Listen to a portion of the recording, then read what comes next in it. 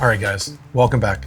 We'll do our best to keep it as tight and specific as possible. I will give you some examples of stuff that I've learned because look, I've been in it long enough. I'm gonna have to teach a little bit. I'm gonna have to be Unc for a bit and give you a little bit of background of why we're doing what we're doing and where it actually happens. Especially when we start seeing specific examples of how some brands are winning, how some brands are thinking about it. We're gonna kind of go into the more contextual areas there. But for the most part, all the action items, I'll be very succinct. So as we're entering a little bit of the 2024 push, my personal outlook based upon the brands, based upon the conversations, based upon the people I'm in talks with on a daily and weekly basis, overall the year has been somewhat flat, about 2.9 to 6% overall growth from January to this moment now. This could be incredibly good. That means it's not going the other direction. It also could be incredibly bad because people might need, oh my gosh, I really need to make sure this is a major win. So I really have to make sure I produce heavily for this moment. There's a lot of stress around this. And most e-commerce brands, as they're building this, only have a few peaks, maybe in the beginning of the year, maybe in the middle of the year, or maybe third, fourth quarter of the year. But this moment, majority of us can participate in this, which makes the fun out of it. And so what we do think is anywhere between November to January, the growth could be anywhere between 15 to 25% from where you currently are. That much more revenue could be had if we think about this correctly. No, it doesn't have to be massive. You don't have to compare yourself to other people. Each industry is very different, and the type of business in which you're running is very unique and different. So when we get into the next step, what we're building is what does the timeline look like? There's a lot of key dates we need to make sure that we're participating in. So stick with me on this one. Overall, I wanna make sure that I get very, very clear. I might have to repeat this a couple of times as we go through it. The goal for this is to make sure that we have fewer but bigger moments, not so frequently, not changing it so much variety. Operational excellence and making sure that we're able to fulfill properly, because that is a bigger area. There's so much returns that come into this that we have to factor into it.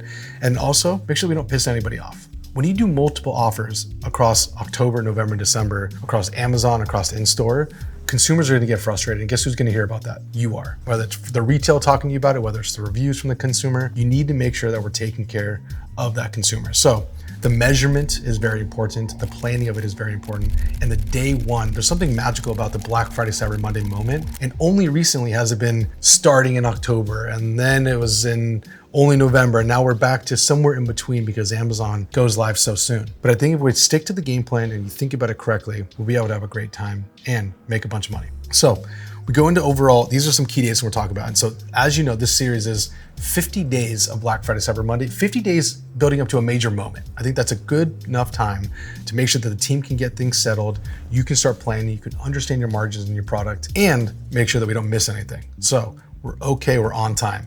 Bear with me. If you think about day 50, so where we're sitting at right now, we're about 50 days out, sitting in October. I think that's the area where we really need to be paying attention to what happens in the actual ad account.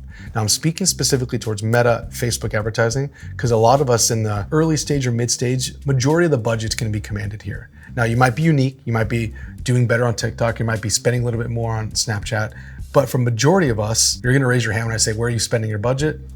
You're all gonna say Meta. I know, I'm with you. Same thing for me, for my brand and the rest of our brands. This is where it really is going to pay attention to. And so what do we have to do to make sure that the campaigns are timely, from the emails to the SMS and to the ads when those are going live, especially when we have to turn over the website. So I wanna make sure that we talk about all those different specific things right here. The mid-October, we call this early spike acquisition before Q4 CPMs really get out of whack. It's an auction. We're competing for all these consumers in our specific niches. There are CPMs, CTRs, and CPCs, all those to say like there are key metrics that we are gonna be exposed to in our niche, in our industry. Happens every time. There's a variety that's happening there. But it's okay, we have to play the game. This is the way the game is needed to be played. What is going to happen in this mid-October push, what's most important, is we're gonna need anywhere between 6 to 8 still images. You're gonna hear me talk about this when we get in the creative section of this area. You're gonna need between 2 to 3 UGC, user-generated content, whether it's from the founder, somebody from the team, or a trusted creator that really understands what he or she is communicating. And then 1 to 2 BTS behind the scenes team specifically. I really want it to be the founder, but if you can't get the founder or you don't want to be the one behind the camera, get somebody on your team that does so they can speak to the brand ethos and be a lot more authentic. I'm going to show you a couple of email campaigns as we think about how we build this for my brand specifically. And I think this area will be actually really unique for you to see. I'm going to jump into my computer. I'm going to show you a couple of cool things. 1 second. So one of the coolest things about this is that I am living and breathing on the email and the retention side. It's extremely important to where a lot of the revenue kind of gets actualized, and I use a handful of tools that kind of do it. I'm not gonna get too deep into the tools that we use because a lot of this stuff is a little bit newer, but that's okay because I think the value is understanding the timing and why we're doing what we're doing with a real life example. So overall, our brand is called Breeze. We are a beverage company and we sell on D2C as well as we sell in retail and other wholesale places. So we have the whole gambit of what's going on here. So what I like to do is when I use a tool like this to just understand how I want to participate based upon how we've done it for the last 2.5 years the brand's been alive. And so honestly, the goal for me is I'm trying to continue to build brand awareness, understand the segmentation of when these sends need to go live, and a little bit of the learnings as to what this happens. So overall, when I'm looking at my initial plan, you can see right here, it's going to tell you how many promotions we want to do, how many awarenesses we want to play with in educational campaigns. The only uniqueness here is as our offer continues to be developed, us specifically, as yours is, we're ahead of the game because we're going to be planning this in October. So this is a hypothetical build, but you understand where we're coming from on this because there's early dates, mid dates, and then the day of, which is kind of cool because we get to see it all. So early on, we're going live as early as October 2nd. This is going to be talking about here's what's coming in October. We still have some major moments in these areas because we have Halloween and this is like the step into fall. Pumpkin spice is back, so we have areas to communicate for sure. And then next, this is usually a big sober October moment for us. So this is specifically us taking care of this cultural moment. This is big for us. This is a great area for us to get a little bit more customers before we kind of come into that expensive CPM spike in November and December. We're going to talk about our new product, that new launch that we had. We're going to continue to remind them like, hey, you need to kind of stock up again. What could you do? We're trying to create the conversation before we need to tell them, hey, you need to buy this incredible thing that we have coming at this moment in time around Black Friday, Cyber Monday. So it is a very unique position to be able to play with, but the conversation comes all the way into Halloween. So we have more things to talk about. Keep it spooky, keep it fun.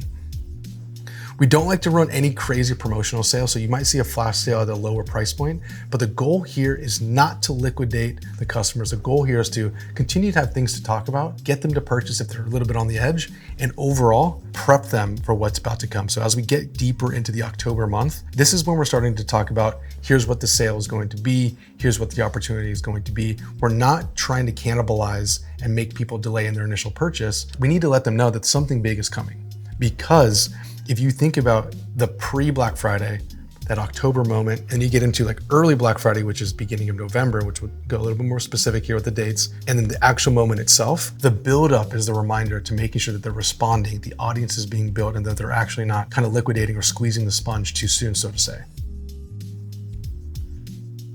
So this is why I love looking through how this would be. So if I wanted to go into check what the calendar could potentially look like, so as I pull up my overhead calendar, this just gives us a nice little overview of where we're at. So as we see, we're on the 3rd of October, and we have a nice little split across there, and I can drag and drop if I want to move this around, but I kind of like the overall push here.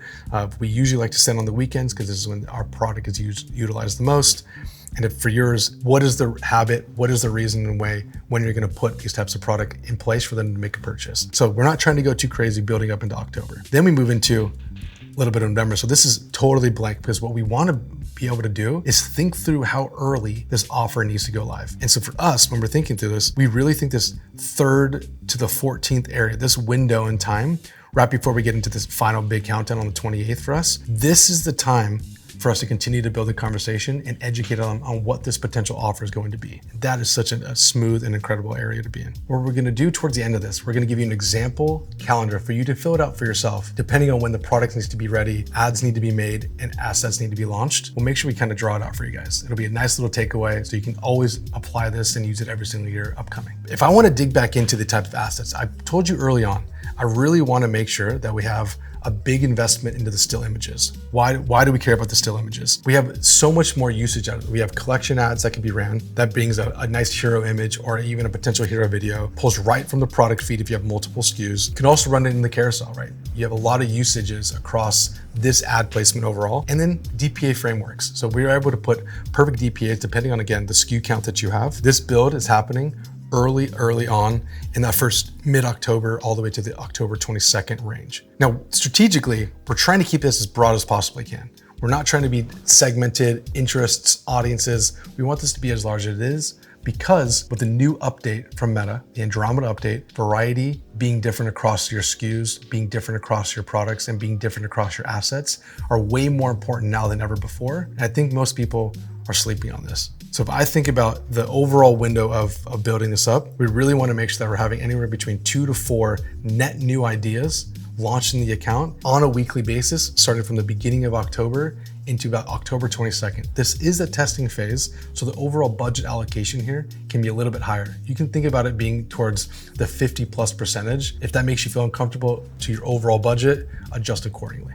Then we want to have the conversation around, at this time, we're in that early October area. We want to lock in the overall product inventory, the product in which we're trying to sell. Is this our hero SKU? Is this an additional SKU? Is this a gift with purchase? We'll talk even deeper about where you guys might potentially fall in those types of SKUs and offer creation. But this is where the warm-up campaigns for email comes into play. We have that pre-Black Friday moment. This is kind of now we're moving out of the October phase, and now this is the November 1 to the 15th. This section is heavy communication because Amazon Prime is going to go live around these times. The Black Friday, Cyber Monday moment is full effect the beginning of November. It's happened last year. It's going to happen again this year. So what do? Well, we're going to participate in this. Up to that first 15 days, we can have an early bird. We can also have the access to reminders sent out. Then this goes into our VIP early access. Now, we have a little bit of a different SKU set for our brand specifically because we have subscribers, we have multi-purchase non-subscription, we have multi-purchase, and we have first-time purchase. So we have a lot of communication that we need to make sure that we're doing correctly. And a lot of the offers up front is going to be get an early access, VIP, and that really happens no more than 3 days before. I put down here the 26th to the 27th because I want to make sure that people are not going too soon. The timing of this is almost as important as the actual offer and incentive that you're giving these folks. And then to kind of close out like that back end of that major moment for us to begin warming up with the assets, you have the post holiday season. So it's December 1st all the way to December 18th. We'll talk more about that in a second though. For me, if I'm making a decision between the different types of businesses and brands, if you're a high SKU store, I'm talking SKUs more than 5 to 15 or even more at this point, you might want to be segmented around the type of categories where you're offering an incentive or you're offering a buy more, save more. If you're a low SKU store, this is more about the storytelling, more about emphasizing why this product is needed to be used and kind of selling a little bit more on the brand mission. So there are 2 different approaches to this, especially more SKUs that you have versus the less SKUs that you have. If I look into this very specific pre-Black Friday moment, November 1st to the 15th. This is where we're trying to pull as much revenue forward without detracting from the offer that we're going to go live for that Black Friday, Cyber Monday moment. You don't always have to do an offer around this, but we do need major communication to make sure that we're inboxing and not having to overspend on ads here because this is going to be expensive in the platform. Happens every single year. So a lot of this, I would say anywhere between November 1st to the 3rd, this is when the next batch of assets need to go live. This is talking about teaser campaigns, hey, it's coming soon. I would be a little bit careful here, maybe 1 or 2 specifically on this one, but nothing too crazy because I don't want to delay a natural conversion or natural purchase coming to this. We're going to continue to spend on ads, mainly on Meta, as well as a little bit on Google. And a little bit of the KPI that I really care about here, or at least I like to inform my team, is what is the subscriber list growth? Is it going to continue the same? Can we increase it a little bit more? Can we put the incentive on the opt-in a little bit higher? How do I build up that list on email? Because I know it's going to come into play when the major moment happens. And I go back and forth on this next one. I'm not too sure how I feel about this, but for some brands, this actually might be the right play to do. You might go live with your full sale on early bird. So I'm talking 2 days before, whole site turns over. I would say that the only way this is going to happen is if you have a major collaboration. Is it a product drop? Is there a different type of person that's going to need to make this purchase early and you're going to have to be sticking with it? What we learned on our brand last year, we changed the offer 3 times, a little bit beforehand, and we continued to gradually increase the discount that we added into it. And it was actually a very negative effect for the overall consumer. But what we thought from our end when we were planning, it was like, it's just gonna keep getting better and better. They're gonna keep spending and spending. It actually did not happen. What really happened is as they spent, they just kept requesting the discount that was added the day after we went live. So it actually was a margin hit to us when we probably could have communicated much clearer or just kept everything the same. And that would have been the overall offer. So I think that is a very realistic thing that you guys need to pay attention to because it is going to have this type of feeling for you going, should I increase it? Should I change it? I feel like I'm not doing enough. The sales are slowing down. Stick with the offer as long as you possibly can unless you're fully stalled or it's going the opposite direction. Then We go into phase 3. This is the early access. This is right before Black Friday, Cyber Monday is going to hit. It's like the November 26th, 27th. This is go time. VIP goes live, loyalty goes live, and this is the deal that they're going to get. Now, it could be a little bit deeper than everybody else because these are usually your subscribers or VIP, so they are valuable to you, so you do want to reward them. I really like gift with purchase here if you can afford to do it. This is where the FOMO drives everybody. It's okay to sell out here. It's okay if you go keep some inventory on the side, but it is okay if you sell out to your VIPs. It's a good story overall. Now, you never want to sell out, but if you had to, this is the way you're doing it. And lastly, you have phase 4. We have one more phase after this. Phase 4, which is the main event, Black Friday, Cyber Monday. This is the magical day. This is when we're building up all the excitement. The morning you wake up, right into the ad account, right into the emails, and making sure that we have the product and we're fulfilling and communicating to customers, because there will be questions on this specifically. This is when the promo goes live. I don't like doing take extra dollars off in this moment, but again, if this is part of the strategy of growth, I don't hate it.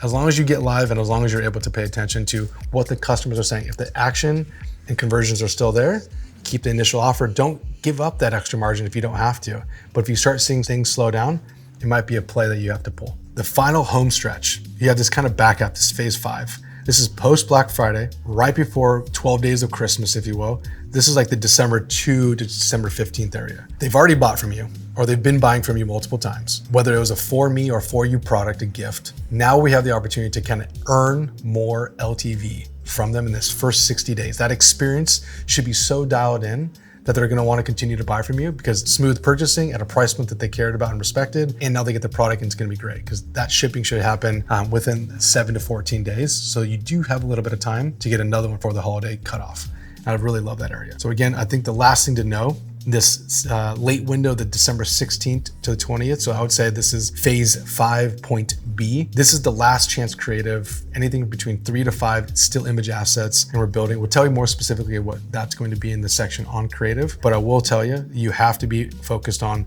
early Christmas delivery communication. Digital gift cards is the big one here, because now they can get it and they can use it at any time. That's where a good shift could move into. And also maintain the giftability in the shopping area. So sometimes you might go live a little bit early with your holiday themed content, even during Black Friday, so you can get a little bit more life out of it.